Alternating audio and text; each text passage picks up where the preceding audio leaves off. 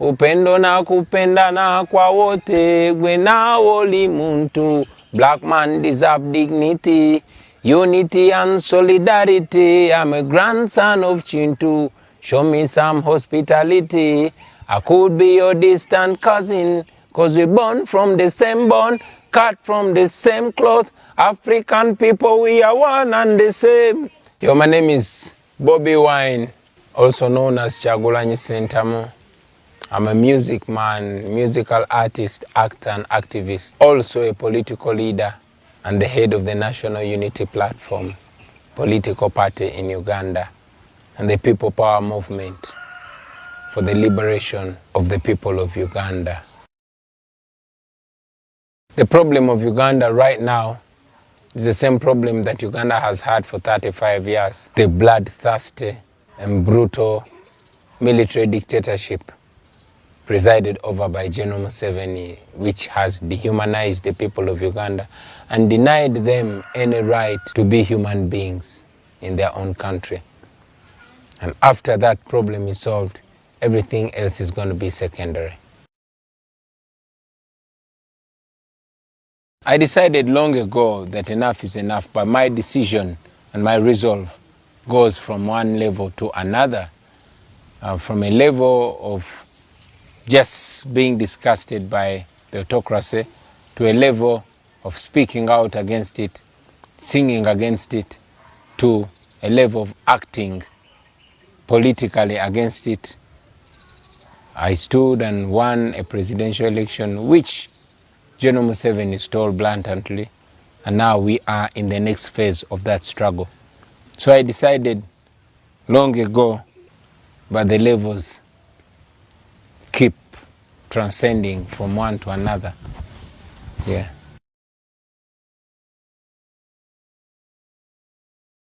No, as a musician, I never knew initially that politics was the next step. But again, I would rather not call it politics. I would rather call it reality, because for me, it's reality. I don't want to call it politics, because the word politics then is misdefined, is wrongly defined. I believe this is a responsibility, this is a calling, not just for me, but for everybody that had the misfortune of being born in Uganda.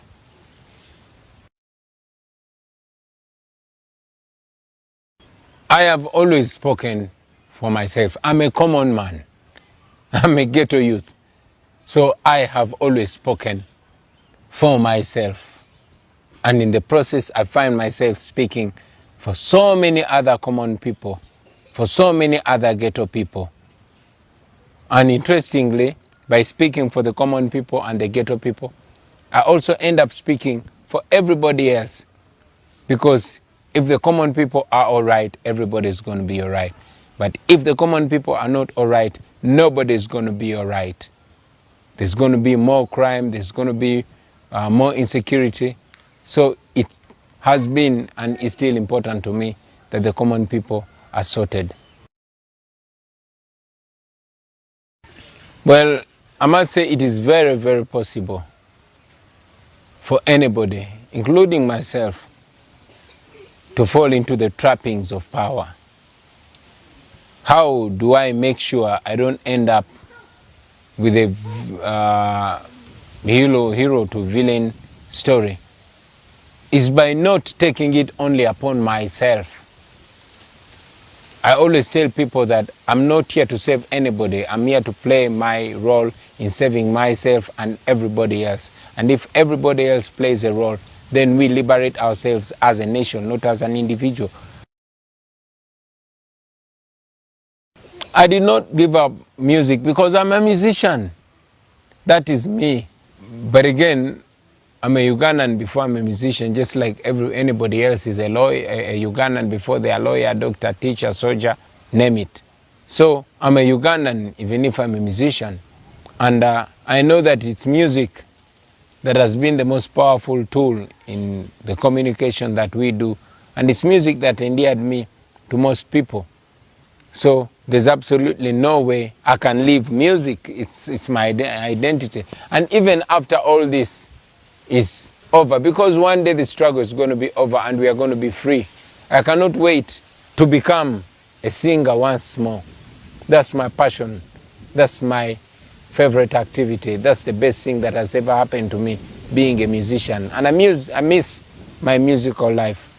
But we have work to do here. Yeah.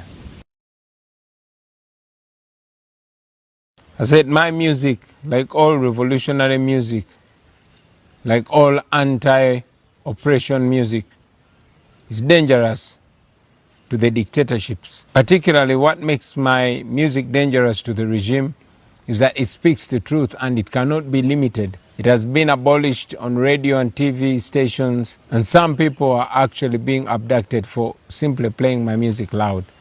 But it is unstoppable, especially in this day and age of the internet and social media. Our music moves so fast. So having music for me is having a very powerful weapon at hand.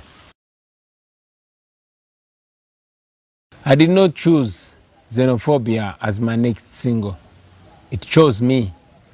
My music is a response to what is going on. So there was rampant xenophobic attacks against fellow African people, fellow black people in South Africa, and we've seen that in some other places.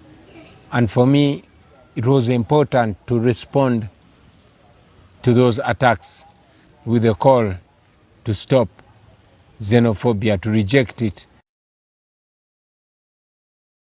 My fellow artist, my brother Nubian Lee, with whom we sang this song, Xenophobia, is in prison. Not because he was violent, not because he stole anything, no, but simply because he stood with me while I was contesting for the presidency. He was arrested on the campaign trail, and General Museveni found it fit to keep him in prison up to today. Well, Nubian's release and the release of all other political prisoners, I must say it's not just Nubian Lee. They are in thousands. Thousands of young men and women are in prison. Some are dead. Some are missing simply because they stood with me, non-violently, but because they supported me when I ran for president. His release, like the release of many other comrades, will mean a triumph of good over evil. It will mean a triumph of freedom over oppression. It will mean the triumph of the rule of law, because according to our constitution, it is not illegal to run for president, and it's not illegal to support somebody other than the incumbent. So it would mean a triumph of the truth over deceitfulness. Of course, I felt terrible, but I was not surprised. I knew that General Museveni was heading, I knew that we were defeating him fair and square, and he knew it. And even on the eve, the days and weeks preceding the election, it was clear that General Museveni was heading for a resounding defeat. But we knew from the comments and conduct of the Electoral Commission that they would not respect the will of the people of Uganda. And that's exactly what happened. I'm reminded by the massive support that we receive every day, even after the stolen election. Wherever we go, the people of Uganda motivate us, they encourage us, and that keeps us going. I think the future of Uganda is in the hands of God. We as Ugandans can only do our part, fight for the rights of those that cannot fight for themselves, defend those that cannot defend themselves. But God is going to play the biggest role in this.